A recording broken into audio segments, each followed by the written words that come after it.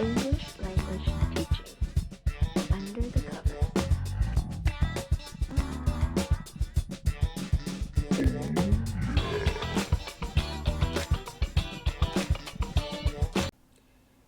Hello and welcome to ELT Under the Covers.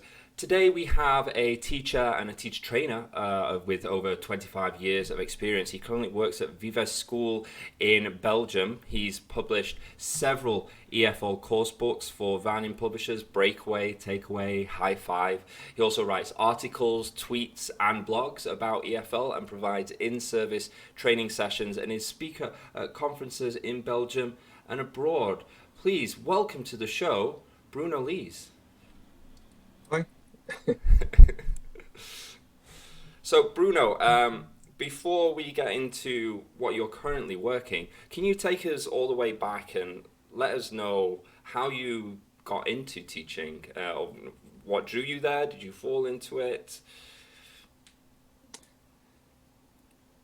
I've watched some of your videos, and it seems to be kind of common thread that people who end up in ELT didn't really plan this way ahead as a kind of children's dream, and it's not any different in my case. So when I went for my master's in languages, I never really thought about becoming a teacher at the time. I actually had deliberately told my parents, I'm going for a master's in languages, but I'm not going to become a teacher.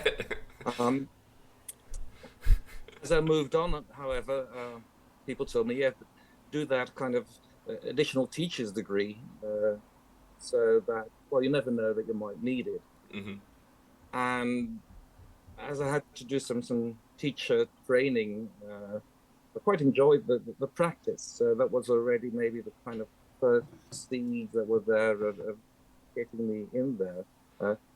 Although I still probably dreamt of becoming a journalist or something of that kind, or literary critic. And then, yeah, there comes a time that you have to find a job. And I was actually applying for different jobs, and I was waiting for a position at the library of the College of Europe, which seemed pretty interesting. Yeah.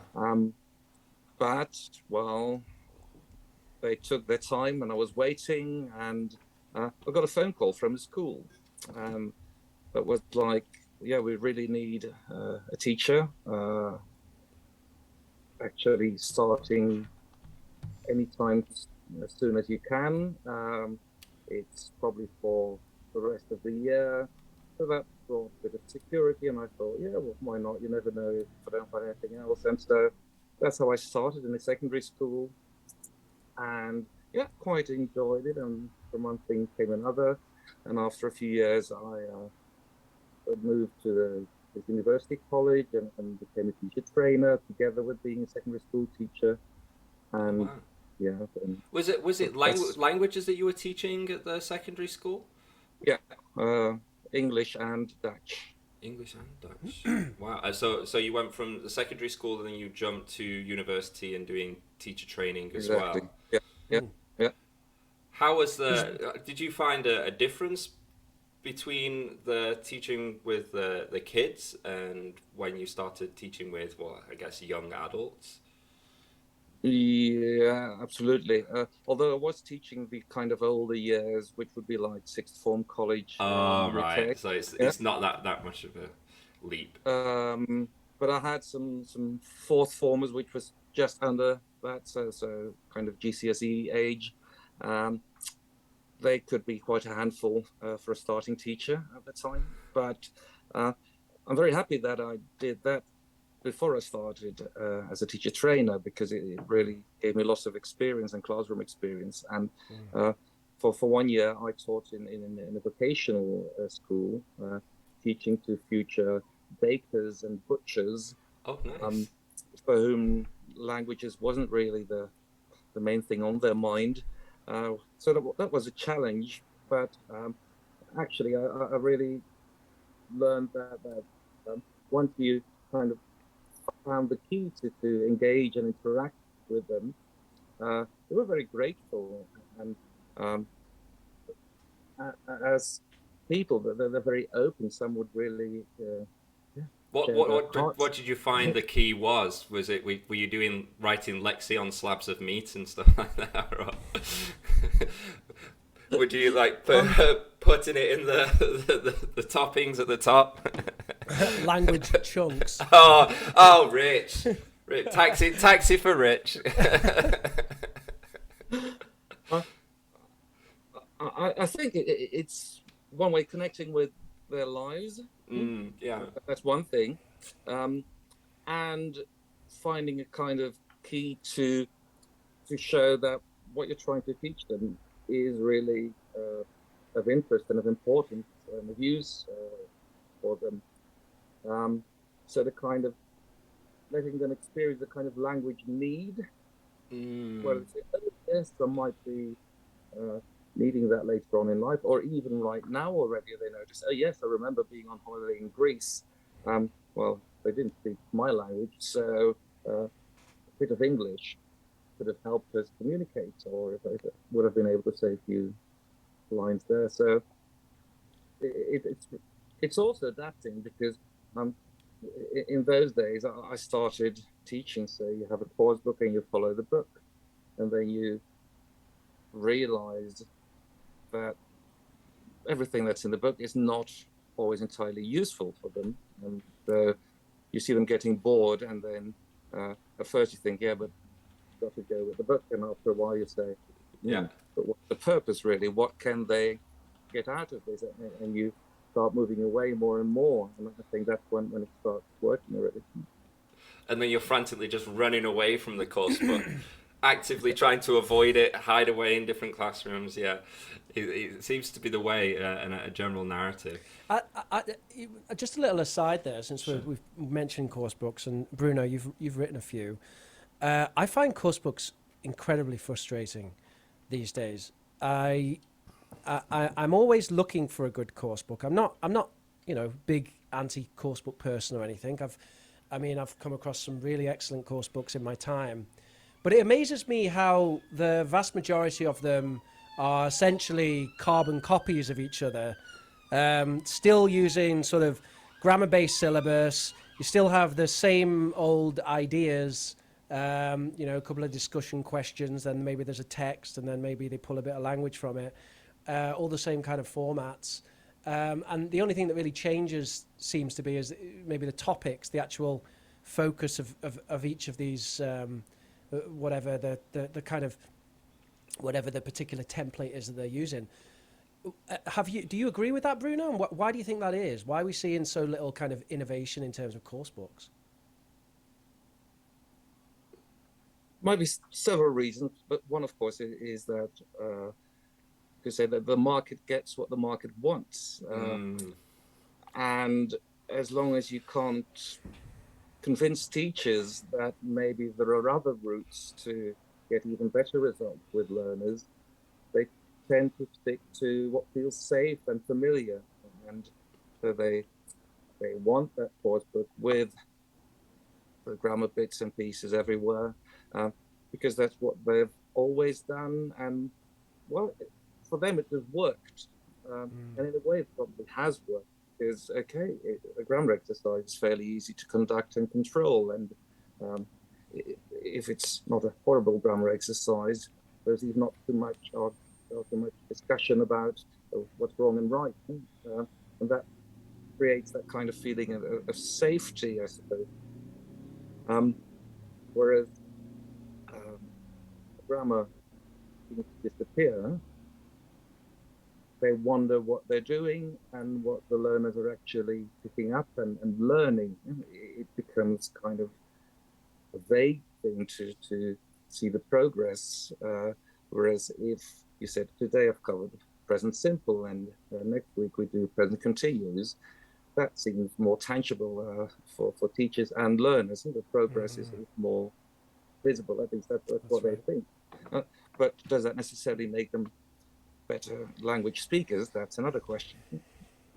Not necessarily, and I think you've got some research that might show counter to that. But before we get into that, I'd like to finish off your origin. So were still teaching at the secondary school, and you are teaching at university doing teacher training. Where did you go from there? Yeah, after my first year at university, I got offered a full-time position there. So yeah, that seemed interesting. Although I wouldn't have minded really to combine both, but my job in the secondary school was temporary, so I've been at several schools. At the time, there was not a lot of work for teachers, so you really had to try and find a job. Today, it's very different in secondary schools. I think everywhere they're begging to find teachers. It was quite different at the time. So I was quite lucky, actually, that I could get the full-time post at that university in teacher training, and so I went for that. And then after a few years, a publisher contacted me.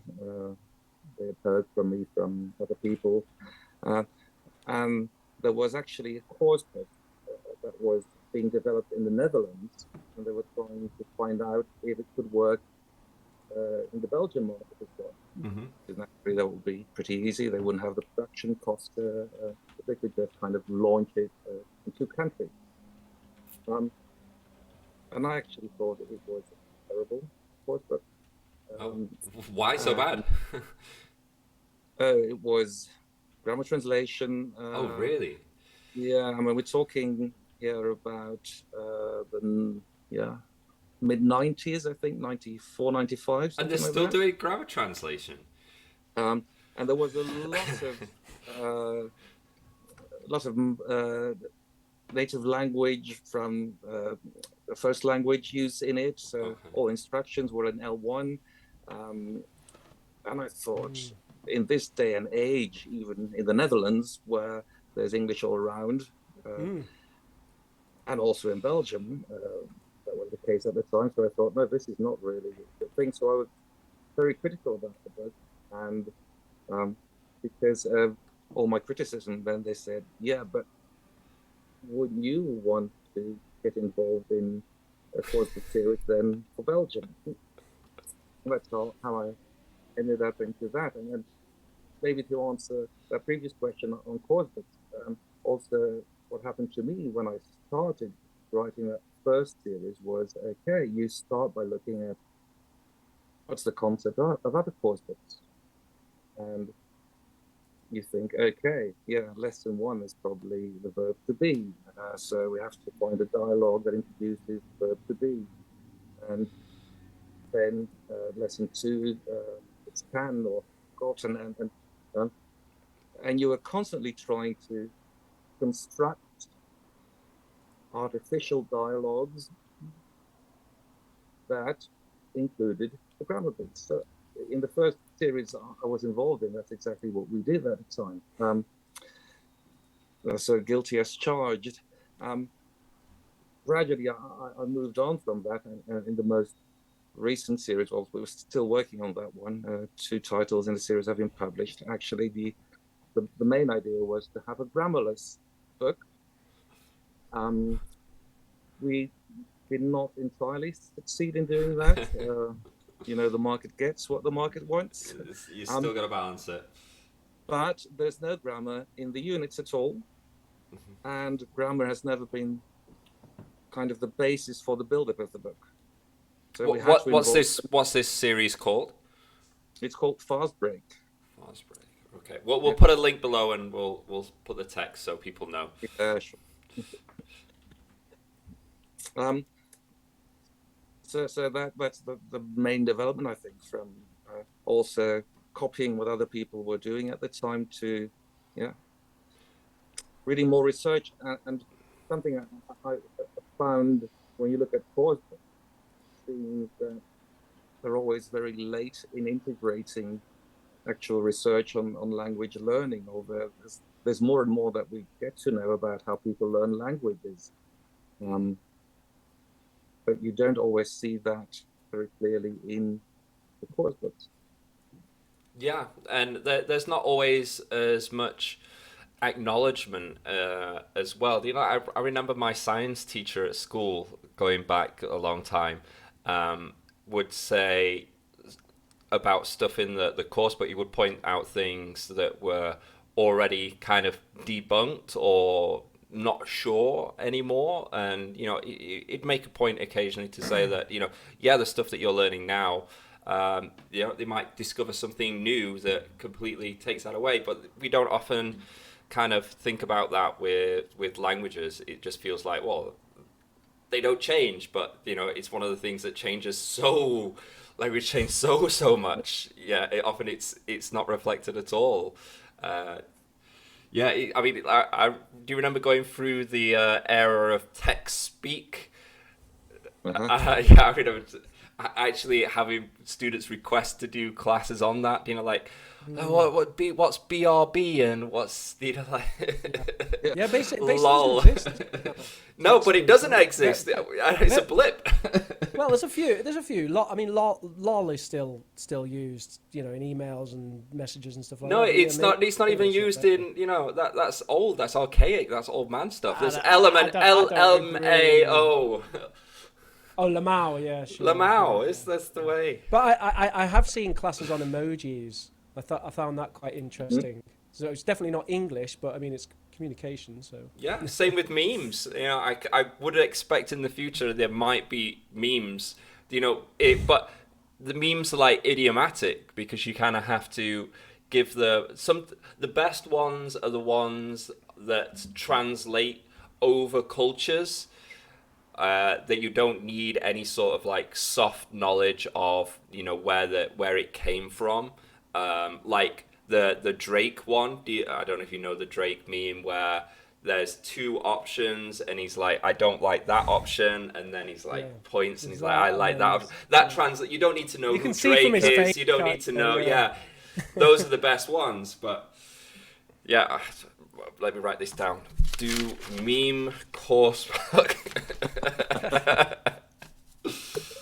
Okay, so you came about doing these course books yourself, and then you did a lot of discovery and research, and and you came to wanting to do a new method. Is this what got you involved with the lexical approach? It's not really what got me involved there, because when Michael Lewis's The Lexical Approach came out, I bought it, and then I also bought Implementing the Lexical Approach, so that's also 90s. But it's this kind of thing where you thought, that makes sense, but it's not always easy to translate, and I think lots of teachers have struggled with that into actual classroom practice. With all those insight, what does that mean for your build-up, for the exercise types, and the fact that Michael Lewis had to do the second book, Implementing the Lexical Approach, well, apart from the fact that sequels always do well, it might mean that a lot of people have the question like, okay, Michael, but what do we now have to do as teachers if what you have written is actually the way to go? Because that wasn't entirely clear. And I think that since then, a lot of people involved in lexical teaching, like Udo and Leah Sullivan and a lot of others, Ken Lackman in Canada, are people who've taken that idea and kind of try to take it a step further into, okay, what does this mean for actual classroom practice? Yeah. The thing, are we okay to get into lexical approach now? Neil? But Rich, before we get into it, what I'd like you to do, so you can impress Bruno, is give your succinct and definitive definition of lexical approach. You're just trying to make me stumble over my words. And Bruno, if you can just hold up a card with a rating from 1 to 10 when he's finished. Just hold up a gun and point it in my direction. So Yeah, well, what does it mean to me? I mean, the thing about the lexical approach for me is once I kind of heard of it, and for me it was when I did my diploma. I hadn't really come across it pre-diploma, so that would be 2016, 2015 when I was reading about the lexical approach. I'd never heard teachers talk about it. Obviously, I'd used some books that are a bit more lexically focused, like Cutting Edge is a bit more lexically focused than most course books. So, I'd come across those kind of chunks of language, but not necessarily sort of seen that as an opposing way of doing things rather than this kind of word to word. And that's really where my understanding of what seeing language lexically is. It's going away from this idea that the unit of language are these individual words that you piece together in different forms, and instead realizing that the units are actually collections of words. And although it's not quite right to call them a fixed unit because there's some flexibility there, I mean, a certain phrase might change depending on what the subject is, for example, or if it's in the past or whatever.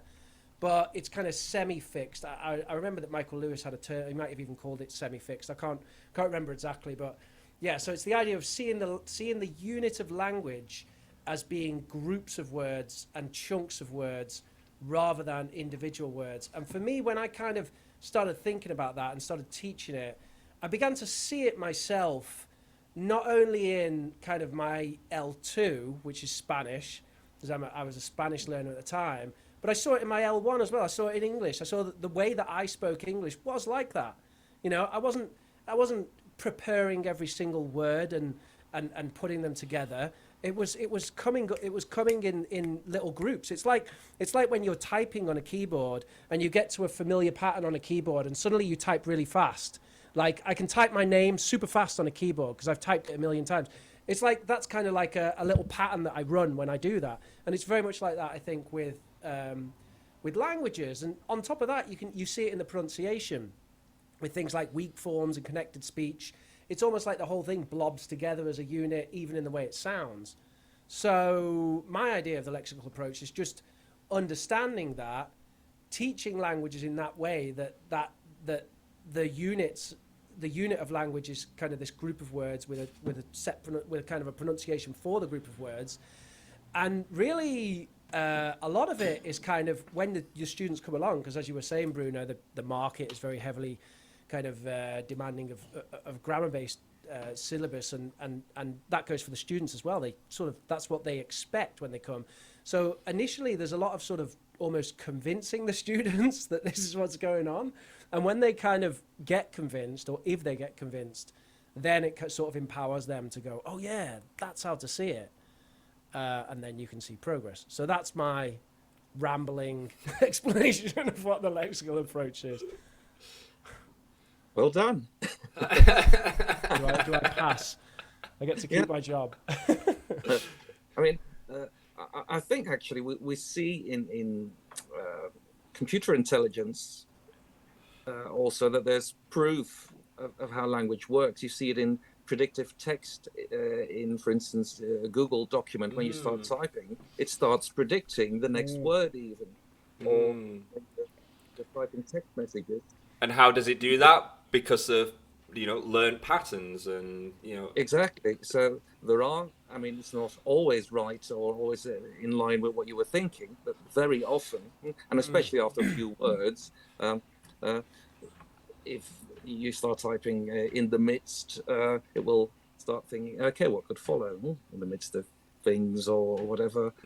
So it has learned that there are very frequent patterns, and we can be creative with language, and people sometimes deliberately move off the frequency paths, but very often there is logic, and it's something that can help language learners a lot. But there's even an exercise in that. I mean, if you type a word in English, for instance, in your texting app, you start seeing what the offers are, what are the three options given, and if I choose one, what will it offer me next, and how can I get to a sentence? And And that's actually a way of showing that indeed the chunks are there, but there's a lot of predictive language use. And for starters, you refer to your learning of Spanish, Rich, and indeed, you you can get somewhere with a few single words like yeah, cerveza or stuff like that, or agua. But of course, people will appreciate more if you know how to add por favor, Right. if trying to be polite, and that also Yeah. comes together. I mean, you'll normally not just say beer, but can I have another beer, or can I have another drink, or have another Yeah. round here, please, something like that. Yeah. So the only stage actually where I believe in teaching single words, and maybe not even teaching, but especially learning them, is at very low levels.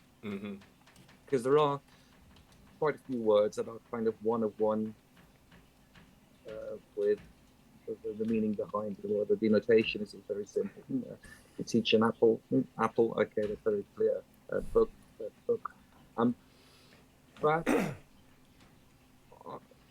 the point of letting learners at low levels learn vocabulary lists like that of single words is only to give them kind of access to more language. And in a lot of contexts these days where English is all around, even if it's not the L1 of the country, there's not so much need to do that either. A few years ago, the University of Ghent here in Belgium did a research on starting levels of learners. And actually, the age where English is being taught first is at the age of 12. And like the key stage objectives here are always written for 2 years. And what they noted was that about half of the starters at the age of 12 had already reached the required level of English that they needed when they were 14. Right.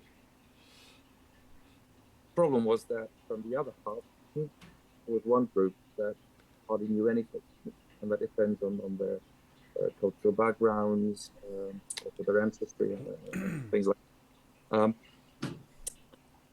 But that also shows, I mean, so many people have picked up a language, and we've always wondered, is that because they are gifted?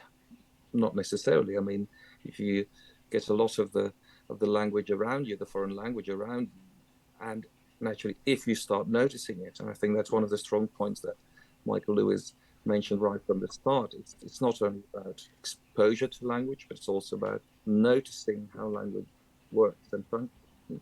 Because, yeah, Yeah, I think I completely agree with that.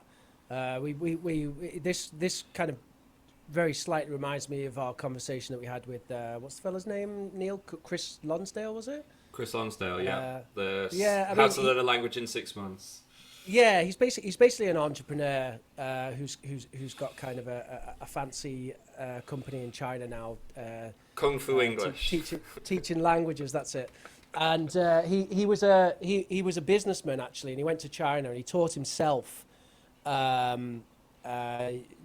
Mandarin Chinese, and basically after that he began studying languages himself. I don't think he actually did any formal qualifications, but he sort of, he read Krashen and he read all that kind of stuff. But certainly the way that he taught himself, it very much seems to me, and kind of noticing was a massive element of it. Because he said, Neil, didn't he? He was just having conversations with people and just kind of making notes on what they were, on the little like chunks and phrases that they were using. So it was like a lexically based noticing. And he claims to have learned Chinese in 6 months, which of course, Well, yeah, I mean, we never really defined what that was, but that it's really hard to define anyway. And to piggyback on what you're saying, Rich, a lot of the teachers that we know and we've come across, especially like the edutubers that we've talked to, when they first start out, they do fall into that often grammar trap, or they're just using the course books, but then they start to move away from that and start to we don't do always these move language. away from it. Well, not always, not always. The ones that we do, that we select, they do. And like we recently talked with Mark Kulek, and his interview is going to come out in September. He's one of the original large educational YouTubers, and he did videos for kids. And he was saying to us that he did use these course books, but he ended up finding that he made his own materials, because the course books just wanted him to show flashcards of, like apple, pear, whatever, and he's like, they need structures to put it within, and then so he started adding, I have and to be and stuff, and then he's like, well, actually they learnt it better if they were both in tandem, and he had flashcards for like the verb structure parts, and then the vocabulary that it would cycle through and use with different structures and stuff. And that's how he developed, and that's how he developed his videos as well. And one of the reasons that I liked his videos for young learners was because the language that he presented wasn't just car, truck, but it was within a sentence form. And then it ended up being a lot more almost lexical, really. So it just seems everyone's gravitating towards that, but it's such a hard thing to kind of grasp and hold on to, and it just makes sense. And it's odd, because it's actually the advice parents get when they talk to their children, their toddlers, like, don't just speak in single words, but speak in sentences. And that will make their language richer and make them pick up more language. And then when it's a foreign language, you suddenly move back to those single words and the grammar, and then trying to put that together. Yeah, I've actually heard that being in a multilingual, for some reason, I don't know why this idea has been propagated, that you shouldn't speak to your toddler or your kid in multiple languages because it will confuse them. I find that really bizarre, because from my understanding is the more exposure they have to different languages, the more multilingual they are, the easier it is for them to learn other languages when they're older. Like, there's supposed to be, with math, writing and all that sort of stuff, there's what they call it, a critical window between 0 and 4, I believe. And I think they're just discovering that there's the same thing for music. And, I think music is very similar to languages as well. So I would totally see it being like a window, because I was thinking about what you said, where some of the students at 12, they already had the 14-year-old level and some didn't. And I'm wondering, what it was it their environment where did they have sets of parents that were like, talk to their kid like a caveman or something, you go get phone or something like that. And the other parents, and the 12-year-olds that are, like speaking like 14-year-olds, their parents are going, oh, can you get me the phone? I don't know. I'd love to see more research on that. Yeah, I think that the idea that speaking several languages and not keeping the context really apart, that it's being contested, that's not a good thing, and that more people are saying it all adds to getting a feel for language. Gradually, you get to realize what can be used where. But I think even within one language, there's so many different registers, and there's sometimes dialect being used also there. You have to find your way to what's appropriate in the context. So we're code switching between languages, but also within languages all the time, I think. Yeah, I don't see that as an issue. Yeah? Sorry, Bruno, I missed that last thing that you said. Yeah, but it's not necessarily an issue. Yeah. Just the reality of code switching. Yeah. Oh, yeah, absolutely. Well, I mean, the sort of the most contemporary view of linguistics really throws the baby out with the bathwater, doesn't it? Because in academic linguistics now, it's almost a faux pas to talk about languages and dialects at all. They just use the term variety for everything. Just see everything as communication, which I think actually is something that's useful to understand. It's useful to understand that at the end of the day, the objective is always communication, and that the way that communication works is necessarily like that anyway. It's so contextual that everything you understand around communication contributes to it. So if a code switch happens and helps someone do something, then of course that's what you should be doing if you want to be a good communicator, right? And we see this happen everywhere all the time, right? With communities in different countries and different areas and all sorts of stuff. It's about being an effective communicator. If you notice that you've said 5 times, excuse me, and there's no reaction, you say, oi, and suddenly that triggers a reaction, well, then that's what's most effective, even though it's probably not in your course book. So I know Rich has a whole bunch of questions with the lexical approach and your particular article. So I'm going to be handing it over more to Rich now to really dive in deep. Well, I mean, just diving in deep, but I was really interested by anything really that sort of supports the ideas of the lexical approach in terms of actually having kind of a basis for how we might think languages are really sort of represented, and certainly anything that shows that the lexical approach is more effective. We already spoke a little bit about. I think you mentioned the way that predictive text AI predictions work, which I found really interesting as well, because I don't know if you remember this, but when kind of the voice recognition software was quite new, this was, and I don't mean like really early stages like the 90s, I mean like sort of the 2000s. So, things like Alexa started to exist kind of thing. You would find that if you sort of presented it with a phrase, it actually got it better. So if you said something to Alexa like, show me where the nearest, hey Alexa, show me where the nearest bank is, then she'd get it. But if you said, Alexa, where is the bank? Then she can get it horribly wrong. And I remember pointing this out to my dad because I bought him one quite early on. And I said, like, oh, Dad, give her a phrase because she'll get it then. And she does. So obviously they were in sort of speech recognition, they understood that. They understood the importance of phrases and the way that they work to understand language. But yeah, I'm really just interested in anything else you have to say about that, Bruno. And specifically, I did read your article linking, claiming that you'd found support in psycholinguistics for representations of the lexical approach as being the way that we represent language in our minds. I wasn't the one to find it, of course, but I did find the research. I first heard Michael Hoey in Harrogate at the ITEFL conference back in 2014. And at the time, he had already written his book, Lexical Priming, which I was not familiar with at the time. But after his plenary there, I immediately ordered the book and delved into it.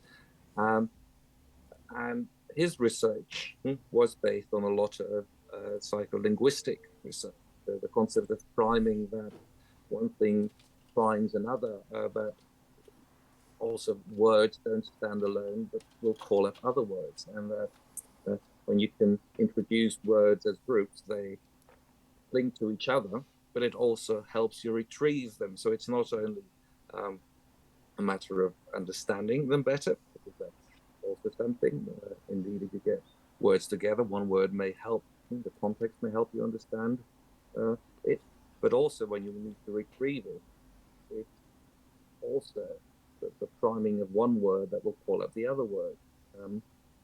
And this is not something that always happens consciously, but Michael Hoey really did research, and it was with people that were taught words either in isolation or words together, even words that were taught together, for instance, but that didn't really make sense together. So, like, if you say scarlet horse, that wouldn't make sense, really, in your mind. But if that's the way they had been introduced, the word scarlet would help you remember the word horse because that context.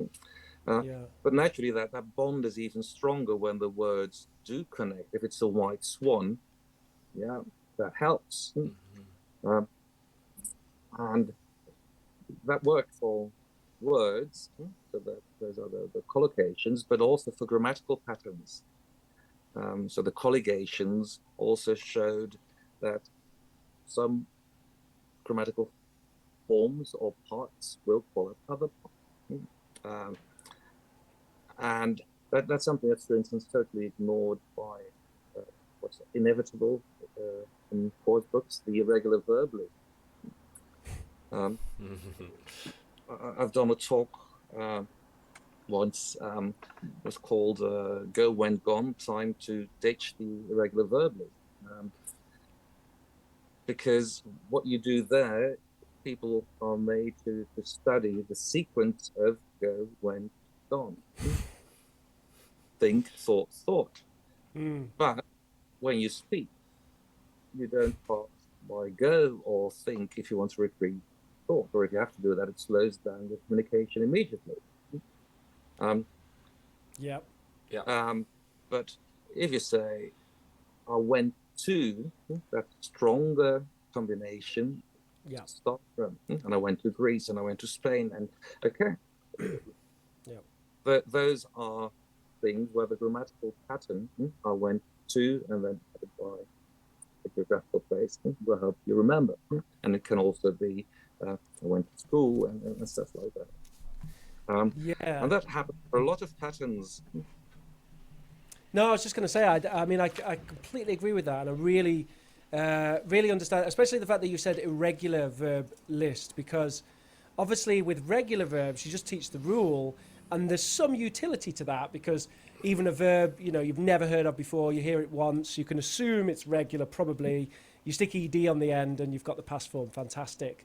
So that's actually really useful. But then the idea of studying the irregular verbs in that way, you know, think, thought, you know, it makes sense that it doesn't make sense. It makes sense that it doesn't make sense. And you can actually see students kind of go through that process, can't you? Like when they're, you know, kind of the intermediate, pre-intermediate students, and they're trying to put sentences together, and you can kind of see that they've got that table in their head, and they're sort of working through it, you know, and you know, you just kind of think, well, if you just learn like one phrase, you could pretty much solidify this, you know, like I thought you weren't going to come.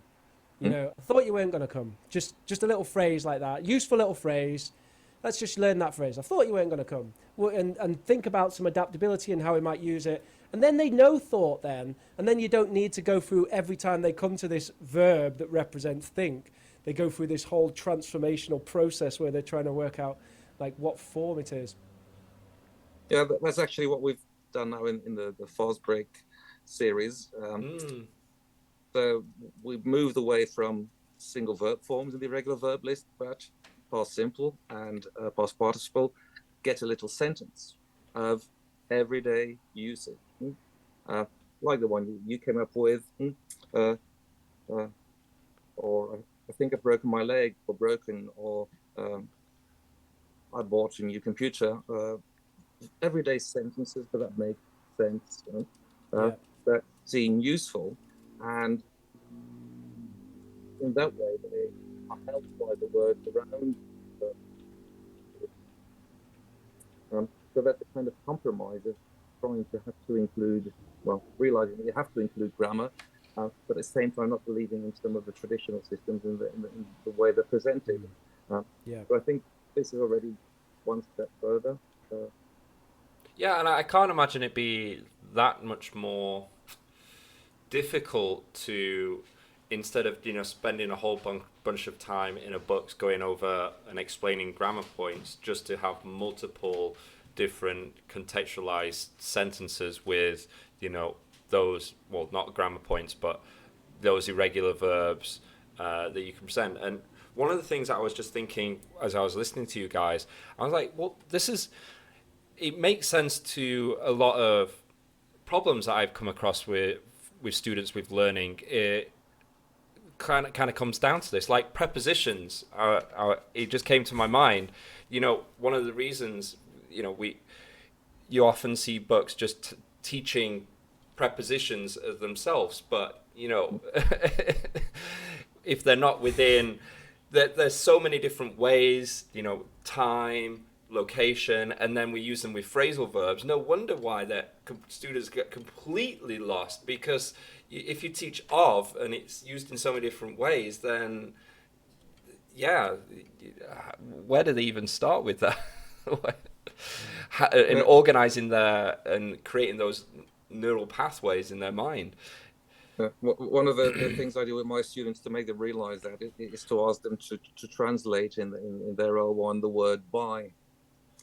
And they end up getting like 11 or 12 different translations. And that shows that without some words around it, you can't really know what it means. And it doesn't mean anything, and it means something in combination with other words. So by the way, you're not going to split that up in 3 words. That's just one chunk of meaning.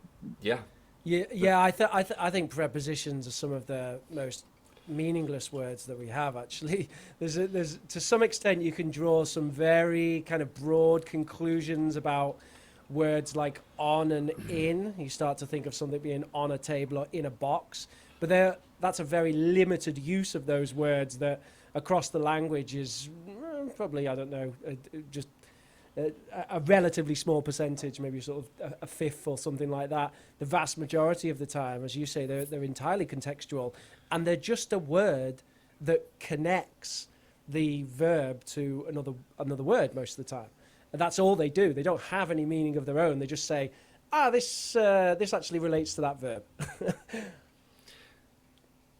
It's something as well is, I think you really hit the nail on the head, Rich, where you said that, like these prepositions, by themselves, they don't actually really mean anything. They have to be with other words. And I think that's kind of the problem with English, is we ascribe meaning to a lot of individual words when, especially stuff like prepositions, when really they're these kind of utility words. And it makes it more difficult because it's kind of confusing, because we say, oh yeah, it does mean something, but if you use it with this, it's a little bit clearer often with Asian languages, because like I'm learning Cantonese, and I know a bit of Chinese and Korean, and they have these it's almost like poetry, because when you have everything has to often be in like within 2 syllables, like, so you don't say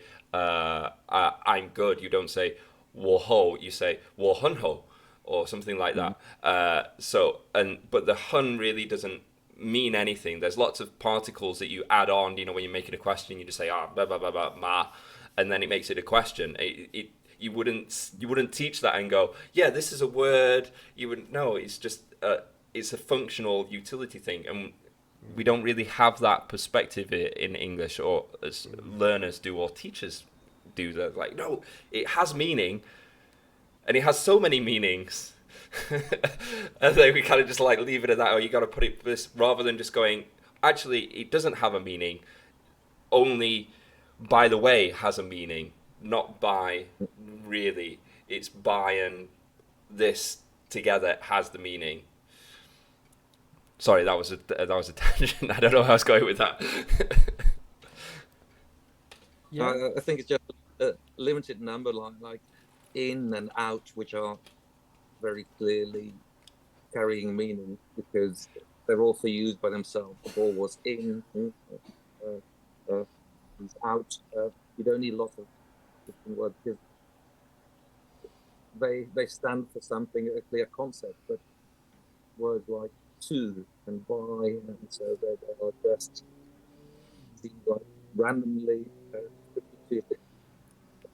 over language, but they do connect with some patterns and not with others, and that's something you have to acquire by seeing those patterns frequently. So those are also kind of formed of collocations, and collocations where they appear. So I think a lot of that research really states and has proven that indeed those words connect, and the more connections you have between those words, the wider your repertoire of language is going to be. And actually, if you've only visited small chunks of language, especially if it's kind of prescribed course book dialogues, it's going to be very limited. If you do lots of mileage in reading and listening, those words will keep returning, and you will unconsciously even start noticing that it's not only break a leg, but you can also break a vase, but also break a heart. And suddenly that's not the literal meaning anymore. And so you start noticing you can break a promise. You move from there. And that was one of the most interesting things I found in the book, The Neurobiology of Language, is how children also seem to pick up language as chunks first, idiomatically, and that the kind of tweaking of what turns out to be a pattern happens after a while when they meet kind of more examples that are slightly different, but not so very different, so that they tend to see a pattern. And they also start experimenting there. And that's also how they make mistakes. When Rick is talking about the regular verb rule for the past, well, that's the typical thing that native speakers do, children, that they make all verbs regular. That's a kind of common thing. It's a common phase you go through at a very young age already. And it's not because they know the rule explicitly. If you would ask them, what's the rule now? For forming the past simple, they have no clue. But they are adapting, picking up, and actually shows their intelligence. Sometimes they're told off for making a mistake, but it shows their intelligence and how they get that feel for language. And that's why they talked about that kind of law-like relationship between vocabulary size and grammatical complexity also in that book. It's the more words you know, not a single word, obviously, but the more words you have in your repertoire, the more connections between those words, then you'll be able to come up with more complex grammatical structures because you've learnt them as kind of chunks, and then you've started to see parallels between similar chunks, and after a while you can experiment with that. And, okay, sometimes it means that native speakers say, okay, I wouldn't say it like that because the foreign language learner maybe doesn't realize that, okay, we wouldn't say it that way.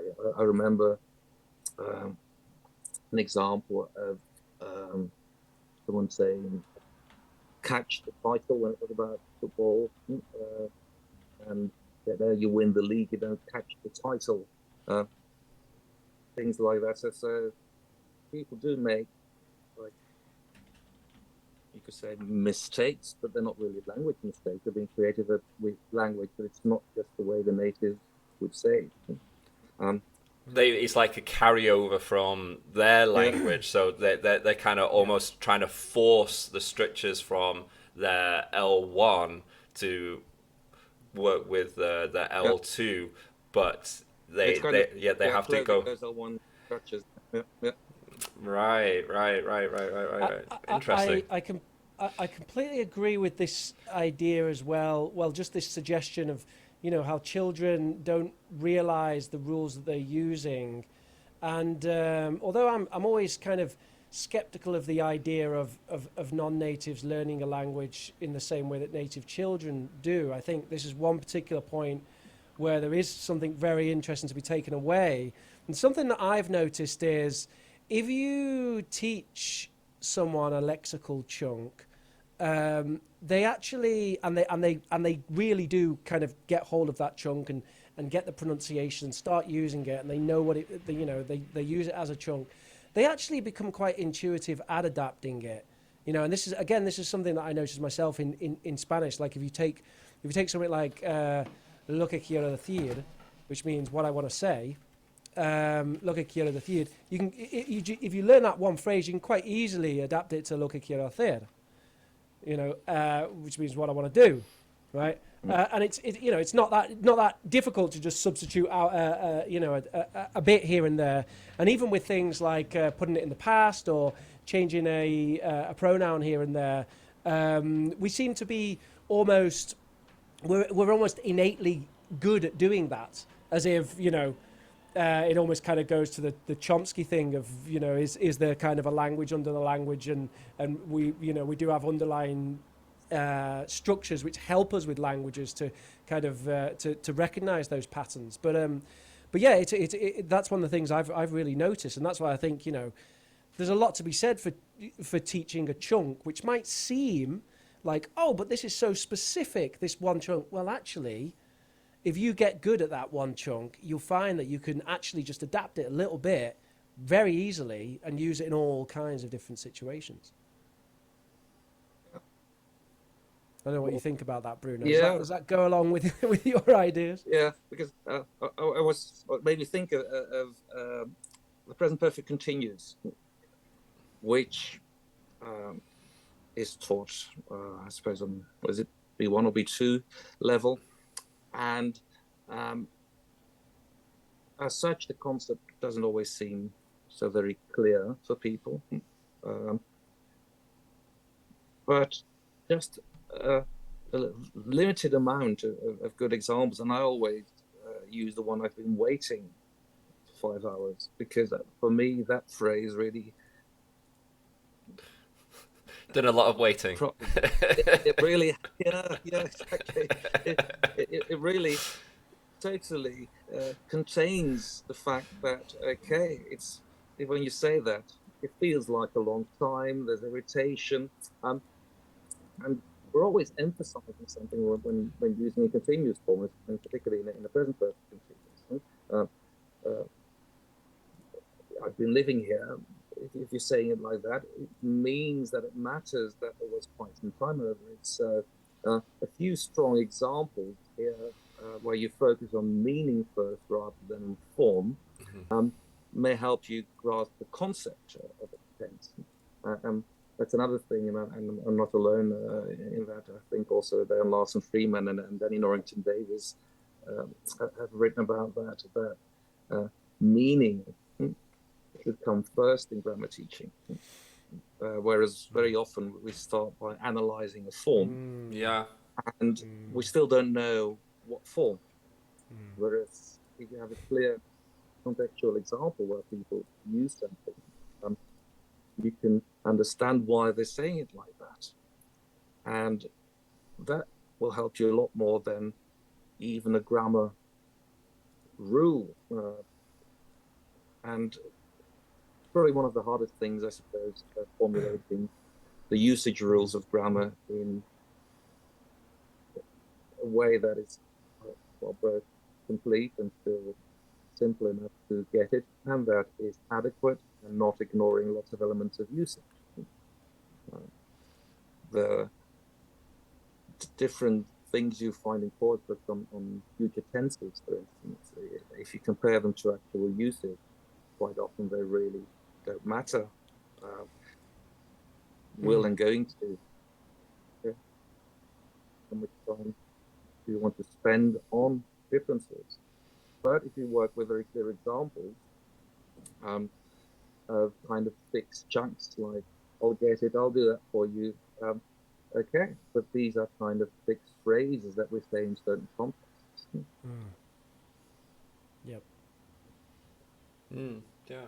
Yeah, it's very interesting stuff. There's something which I absolutely will have to ask, which is it's probably a bit of a cliche question, Bruno.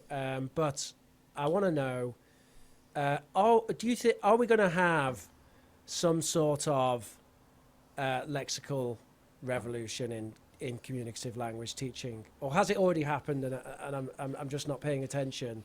Are we gonna see a movement of people really understanding, because obviously there's loads of teachers out there who are fans of the lexical approach, but it kind of Whether they know it or not. Well, okay, but it's almost like, are we going to see kind of mainstream? Because I still wouldn't call it even though it's it's all over the place. I wouldn't call it mainstream. You go on YouTube, have a look at the tuber teachers. They're all teaching grammar. You have a look at the top 25 course books. You'll be lucky if you get language chunks in there. You tend to get collocations these days. A couple of collocations in there. Sometimes you get language chunks in the good ones. So what do you think? Are we going to see? Are people going to change their mind, or is it just destined to always be the kind of the little secret of the people who know about it? And I do think that, I mean, if it was just a fad or anything, then it wouldn't be here anymore, because it goes way back, and it's just taking, I think, a long time to reach a broader public, to also get more support based on research. But I mean, we've seen other things come and go, belief on how language should be taught, and okay, there is always something that remains maybe, but I've got the impression that even though the original idea behind lexical approach dates back from the early 90s, that it's getting more and more present. If you go to conferences, there are teacher resource books published, like Teaching Lexically by Liddell and Andrew Walkley, or Lexical Grammar by Lee Sullivan. These are all proves that even the bigger publishers realize that there's something in there. There's a thing that there's a market for it. But indeed, it's not that we've reached the stage of market success with the lexical approach yet. So that there's still a way to go, I think. And it's a slow process, obviously, because it takes away a lot of the securities. When, for instance, you start telling teachers that your book does not follow the grammar syllabus, some are happy, depending also on what groups they teach, especially if they're not very linguistic classes. But for instance, I say then, okay, well, we've got this unit of traveling by plane. Well, that's a situation where everyone, sooner or later, will get involved with. But you cannot limit that to one or two items of grammar, because, okay, you'll get some instructions maybe if you go for security, like take up your belt, imperatives, or you'll hear that boarding will start at, there's a will future. And they're asking you, are you checking any bags? And that's present continues. Or present simple, do you have any carry-on luggage? What else can they ask? They can say that the announcement that your plane has been delayed or cancelled, and that's present perfect. So there's so much of different grammar items in just one context. So I believe rather that you teach a lot of useful phrases and make learners use them in short conversations and communicative context. And if you do want to teach grammar, there may be a moment later where you can stand still and say, okay, when we were introducing ourselves and asking about people, we could say, okay, how are you doing? That actually doesn't continue. But when you go shopping, you also say, I'm looking for clothes. And when you're buying food, you can also say what you're looking for. But in the airport, they're indeed asking you, are you checking in anything? Or where are you going? And when I'm visiting the doctor, I tell him that I'm suffering from backache. And it's all present continues. And when they have loads of examples, you can see the kind of something behind it, that the meaning behind it, then rather when you introduce a new form, immediately having to completely analyze it, which slows down the whole process, I think, and very often it's necessary, because if the context in which something is introduced is very clear, you pick it up that way, and you can start using it if that's also practiced in the course book or in the classroom. Yeah, and they will also, if you don't focus on the meaning first, and you are focusing maybe too much on the form, they will try and fill that meaning in for you. So something like the continuous, like if you are talking about, plans for the short future or whatever, and they're like, well, no, this is an action that I'm doing. They're trying to fill it in with an action that I'm doing now, because you've not led with the meaning first. They're trying to fill that in, and then it's created confusion because they're like, oh, are we talking about now or are we talking about the future? So yeah, I completely agree. Yeah, I think it's building strong instances of language in their minds first, and that implicitly already creates some kind of idea of the meaning and functioning of those forms. Did you read anything about how to create strong associations? Like one of the things that Rich and I have talked about is personalization being very key in doing that. So, like kind of teaching to your audience, if the interests of young learners are going to be very different to those of the bakers or like university students, but also I'm wondering if you read anything about like emotions as well, because I found the more I can get students tied up emotionally to certain language that I introduce, that the more they remember it. Like your example of I've been waiting for blah blah blah. That feeling of irritation, it solidifies, and I find that in my own experience as well, that the stuff that I remember ties to more emotional states. So I'm wondering if you've read anything about that, or if you've read anything that suggests what would be the best way to create strong associations. I can't refer to any particular research, although personalization is something that has been around the past, let's say, 5 years. I remember returning from an IETFL conference and talking like what were the main things, and it was just like 5 years ago, and then we said, okay, personalization seems to be everywhere now. It's a kind of fab word that everyone tries to include into their talk. And one of the things is, if you build a repertoire in your mind, if you want to do that, of words and connections between words, it only works if it's meaningful. I mean, I can notice language if I put effort into it, but if the language isn't really meaningful for me, if I can't connect with it, and if I can't apply it really, or I can't see any use of it, then I will have forgotten a lot. Quite often, people wrote very interesting texts in course books, or they text from newspapers and adapted them. And as such, they were interesting, but very often the vocabulary was then based on the text. But that was rather arbitrary, because by coincidence that word was in the text. But when am I going to use it? And then you study that word in a vocabulary list, and you know it if you have to do a test on it, but then 3 weeks later it's gone again, because you didn't really connect with it. It didn't mean anything. It meant something in that one encounter with that topic. But depending what the topic is, of course, if it's something like global warming, you're really into that, maybe you keep encountering it and you take that further along. But it all depends on that. And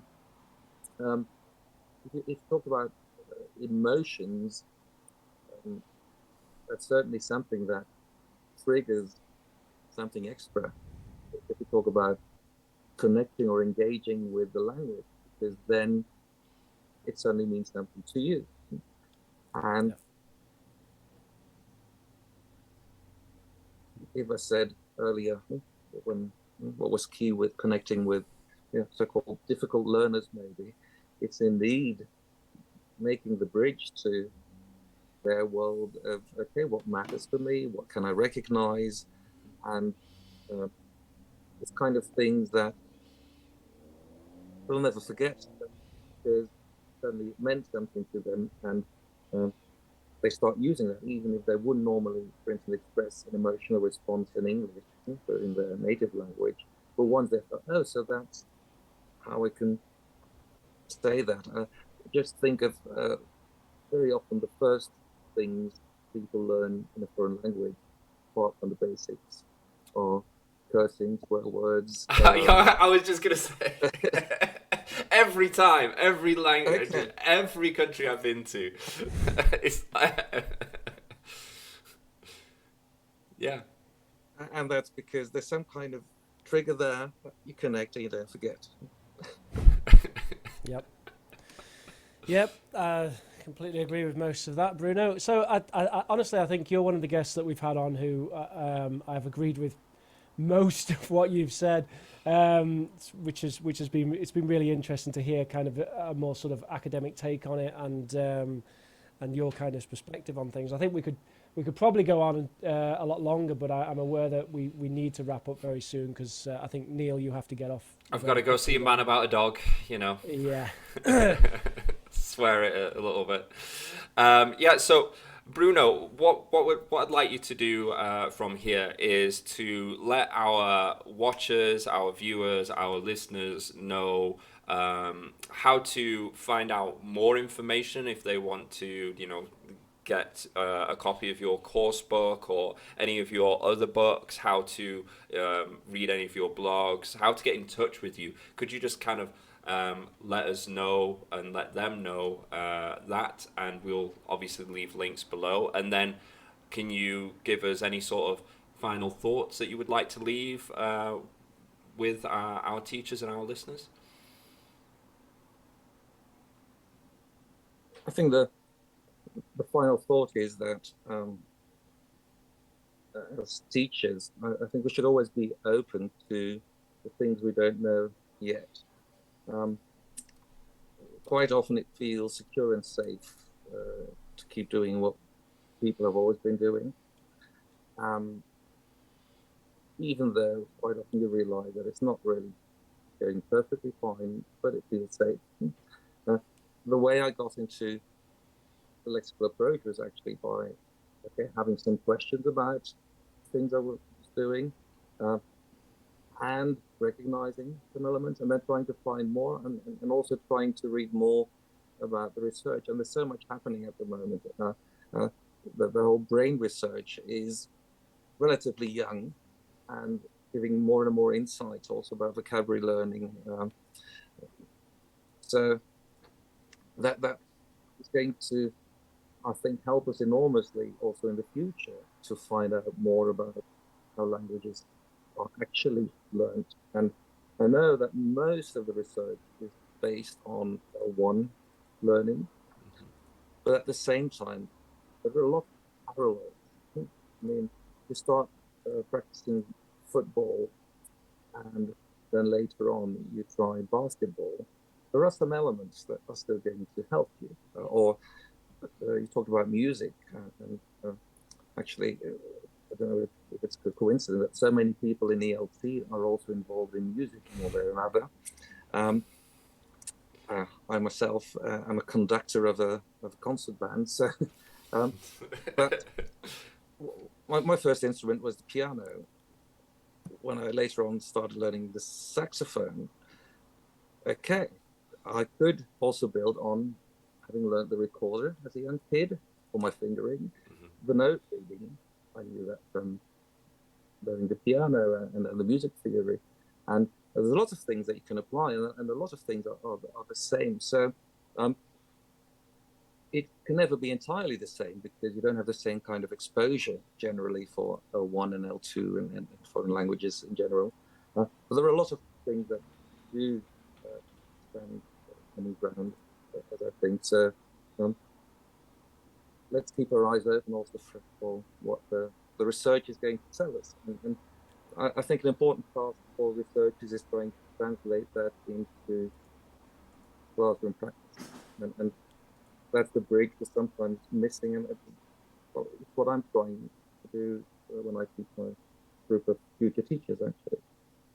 Wonderful. And how do we get in touch with you? Yeah, I think the simplest thing is either sending me an email, so that's bruno.leys@vives.be. I'm on Twitter and Instagram. What I do there a lot is using visuals of language. For instance, it's a poster I see, it's a message I see, a notice, it's an ad, and I try to look at the meaning of language and connect it then to the grammar behind it. So that's also something I do, so people can also follow me and contact me through Twitter and Instagram, and just my name is the name of Bruno Leys. Fantastic. Well, thank you very much. It's been an absolute pleasure, and I think our listeners and viewers are going to be absolutely enthralled by this episode. Yeah, thank you very much for your time, Bruno. It really was fascinating talking to you about that stuff. Okay, it was fun being part of this, actually. If you're looking for more information from myself, you can go to teamteacherchina.com. We've got a whole bunch of materials, PowerPoints that you can use instantly in the classroom. We've got a Team Teacher China YouTube channel where we have videos teaching you how to use those materials. Team Teacher English, where we put those materials into a video form for self-study. And Team Teacher Baby, where I take my experience as a teacher and put that into parenting. And go to youtube.com/Professor Rich to see some English teaching. You can catch me weekly live streams on Oxford Online English YouTube channel. Oh, and also you can do a YouTube search for POG space UK, and you would get my alpha version of my new gaming channel, which actually just have some trial content on there at the moment. You can email us here at eltunderthecovers@gmail.com if you have anything you'd like to contribute to the show. Smash that like button, share and subscribe. And watch 100% of the video and don't click off. Thank you. Bye.